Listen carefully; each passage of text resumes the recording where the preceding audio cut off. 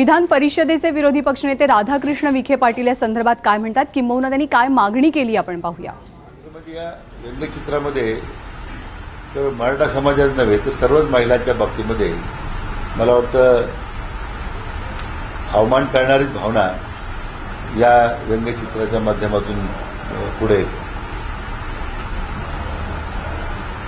आणि सगळ्यात महत्त्वाचं की मराठा समाजाबद्दलची शिवसेनेची जी नकारात्मक मानसिकता आहे ती आता खऱ्या अर्थानं उघड झालेली आहे।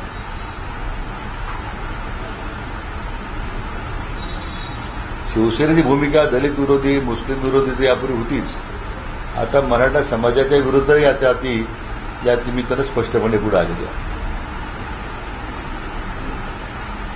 खरं म्हणजे आश्चर्य गोष्टीचं आहे की इतका बेतालपणा त्या सामना वर्तमानपत्रातून त्यांनी केलेला आहे आणि त्याच्यामध्ये महिलांच्या आव्हानाबरोबर शहीद झालेले जवान आहेत, पोलीस आहेत, यांच्याप्रती सुद्धा अतिशय संतापजनक अशा प्रकारचं चित्र त्या ठिकाणी व्यंगचित्र त्यांनी काढलेलं आहे।